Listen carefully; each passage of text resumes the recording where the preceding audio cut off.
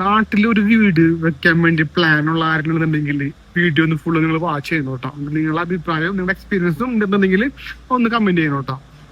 ഞാനൊരു വീട് വെച്ചുകൊണ്ടിരിക്കുന്നത് എന്റെ നാട് തൃശ്ശൂരാണ്, കൊടുങ്ങല്ലൂര്.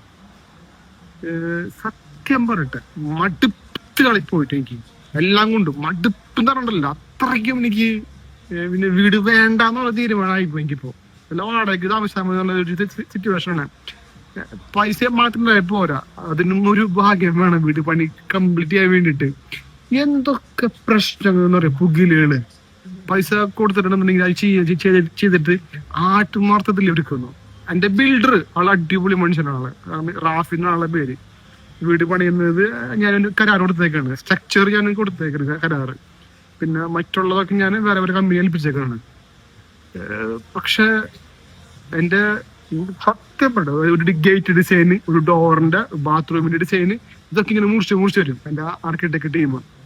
ഓരോ കാര്യം വിളിക്കുമ്പോൾ വല്യമ്മ മരിച്ച്, മൂത്താമ്മ മരിച്ച്, അവിടെ കുട്ടിയുടെ വയറിളക്കി. ഞാൻ ക്ലയന്റാണ്, 5 ലക്ഷം രൂപയാണ് ഇവർക്ക് ഞാൻ കൊടുക്കുന്നത്. ഇവർക്ക് സൂപ്പർവൈസിങ്ങിനും ഡിസൈനിങ്ങും കൊടുത്തിട്ടുള്ളത്. ആ പൈസക്കുള്ള ആട്ടുമാർക്കത് ഇവര് കാണിക്കുന്നില്ല. ഇവര് അതായത് ഒട്ടുമിക്ക ടീമുകൾ ഇങ്ങനെ തന്നെയാണ്. ഇവർ തുടക്കത്തില് നല്ല രീതിയിൽ വർക്ക് ചെയ്യും, അതുകൊണ്ട് ആൾക്കാരുടെ അഭിപ്രായം നല്ല ഒരു പേര് എടുക്കും. പിന്നെ വർക്ക് കൂടുമ്പോൾ ഇവർക്ക് ക്വാളിറ്റി വർക്ക് കുറയ്ക്കൂര്. ഇതിന്റെ അവസ്ഥ സത്യം പറഞ്ഞു എനിക്ക് മടുത്തെനിക്ക്. ഞാൻ പോയപ്പോ എന്റെ വീടിന്റെ ഞാൻ കാണിക്കേണ്ടതിന്റെ അവസ്ഥ ഇപ്പൊ കറണ്ട് സിറ്റുവേഷൻ ആണ്. ഇപ്പൊ ഞാൻ അവിടുത്തെ ക്യാമറയില് എടുത്ത ഫോട്ടോ ആണിത്. അവിടെ CCTV ക്യാമറ വെച്ചിട്ടുണ്ട് അവിടെ. ഞാൻ നിർത്തണം, സ്റ്റോപ്പ് ചെയ്യാണ്. എനിക്ക് വീട് വേണ്ടിനി. കാരണം ഇവര് തീരുമാനിക്കും അവിടെ ആയിരിക്കും ആൾക്കാര്.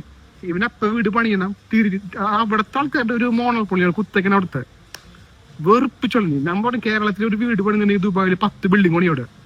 ഞാൻ അത്രയ്ക്കും കമ്പയർ ചെയ്യുന്നില്ല കേരളത്തിന് ദുബായി. പക്ഷെ നമ്മളെ കയ്യിൽ നിന്ന് നമ്മൾ കഷ്ടപ്പെട്ടിട്ടാണ് പൈസ വാങ്ങിച്ചിട്ടുണ്ടല്ലോ.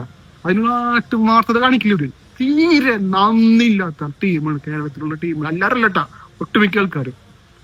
ഇപ്പൊ ഞാനൊരു എന്റെ വിൻഡോ ഞാൻ കൊടുത്തിട്ടുണ്ട് കേട്ടോ. എന്റെ വീടൊക്കെ വന്നിട്ട് അലുമിനിയം ഗ്ലാസ് ചെയ്തിട്ടുള്ളത്.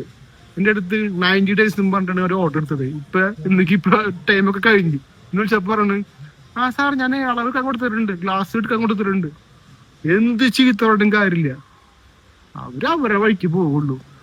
മടുത്തുണ്ടല്ലോ, മടുത്തു. എനിക്ക് ഇനി വീട് മഴ തേങ്ങ വേണ്ടെങ്കിൽ പണ്ടാ.